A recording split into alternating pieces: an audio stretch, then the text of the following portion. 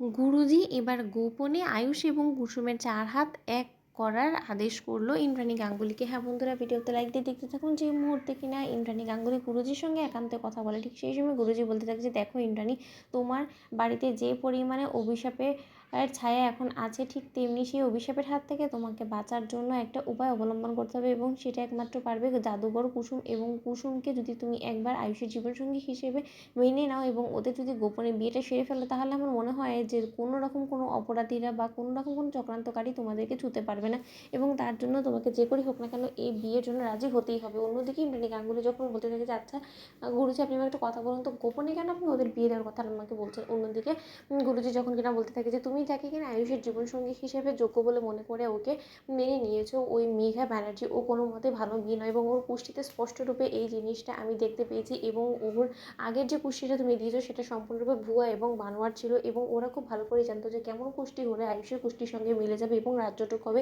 এবং সেরকম ভুল তাই আমিও করেছি। এবং সেই সময় দাঁড়িয়ে আমি ইন্দ্রাণী তোমাকে বলেছি এই কথাটা ঠিকই যে না, আয়ুষের জন্য যোগ্য জীবনসঙ্গী মেঘাই হবে, কিন্তু তার পরবর্তীতে আমি যতবার ধ্যানে বসেছি, আমি যতবার সলামশলা করেছি, তার পরবর্তীতে আমি একটু একটু করে বুঝতে পেরেছি যে আয়ুষের যোগ্য কোনো মতেই মেঘা হতে পারে না। তার কারণ মেঘার মধ্যে সেরকম কোনো যোগ্যতাই নেই, এবং মেঘা সম্পূর্ণরূপে ভুয়া বানোয়ার একটা ফ্রড মেয়ে, এবং ও তোমাদের সমস্ত লোকেদের ইমোশনস নিয়ে খেলা ছাড়া কোনো কিছুই করছে না। এবং যদি সত্যকার অর্থে তুমি তোমার পরিবারের জন্য একটা ভালো এবং তোমার প্রতিচ্ছবি হিসেবে যদি ও বাড়ির একটা বউ আনতে চাও, তাহলে আমি বলবো যে কুসুমের থেকে অন্য কেউ আর হতে পারে না। এবং ওদের বিয়েটা গোপনে সারার কথা আমি এই কারণে বলছি, কারণ যদি একবার জানাজানি হয়ে যায় এই খবরটা, তাহলে কোনো মতেই দেবলীনা এবং মেঘা কোনো মতেই এই বিয়েটা সম্পূর্ণ হতে দেবে না। সেটা তো তুমি আমাকে বলেছো, তাই না, যে ওরা রীতিমতো তোমাদের গোটা পরিবারটাকে ধ্বংস করে দেওয়ার জন্য চক্রান্ত করছে। তাহলে তুমি বুঝে নাও, যখন কি ওরা জানবে যে আয়ুষ এবং কুসুমের বিয়ে হতে চলেছে, ঠিক সেই সময় ওরা এই কাজের ব্যাঘাত ঘটানোর চেষ্টা করবে, এবং সেটা যদি ওরা চলমান রাখে, তখন কিন্তু ওদের এই বিয়েটা একবার যদি ভেঙে যায়, তাহলে কিন্তু আর কোনো মতেই ফের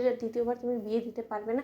তার কারণ এর মাঝখানে কোনো রকম কোনো আর শুভ লগ্ন নেই। অন্যদিকে ইন্দ্রাণী গাঙ্গুলি যখন বলে থাকে যে ঠিক আছে গুরুজি, আপনার যখন মনে হয় যে না এটা করাটা আয়ুষের জীবনের জন্য উত্তম সিদ্ধান্ত হবে, তাহলে সেটাই হবে। কাউকে কোনো কিছু না জানিয়ে আমি এবং রাজ উপস্থিত থেকে কুসুম এবং আয়ুষের 4 হাত এক করবো। অন্যদিকে এই কথা বলা মাত্রই এই ইন্দ্রাণী গাঙ্গুলি যখন বাড়ি ফেরা মাত্রই কুসুমকে বলে থাকে যে কুসুম, কাল একবার তুমি আমার সঙ্গে মন্দিরে যাবে, এবং তোমাকে আমি যে শাড়িটা দেবো সেই শাড়িটা পরে তুমি তৈরি হবে, এবং যা যা দেবো তুমি সমস্ত কিছু পরবে। ঠিক তার পাশাপাশি ইন্দ্রাণী গাঙ্গুলি যখন আয়ুষকে বলতে থাকে যে কাল তুমিও আমার সঙ্গে যাবে, এবং তোমাকেও আমি যে ধুতি কুর্তে পাজামা দেবো সেই সমস্ত কিছু পরবে। ঠিক সেই সময় এই সমস্ত কথাবার্তা মেঘা শুনে ফেলে, এবং মেঘা বলতে থাকে যে হঠাৎ করে আয়ুষ এবং কুসুমকে আলাদা করে মন্দিরে নিয়ে যাওয়ার কি মানে, আমি তো সেটাই বুঝতে পারছি না। ওদেরকে নিয়ে আবার ইন্দ্রাণী গাঙ্গুলি কী ছকাচ্ছে? না না না, আমাকে যে করে হোক না কেন ওদের পেছন পেছন গিয়ে আমাকে জিনিসটা জানতেই হবে। তো বন্ধুরা, লাইক কমেন্ট শেয়ার করে সাবস্ক্রাইব করতে ভুলো না।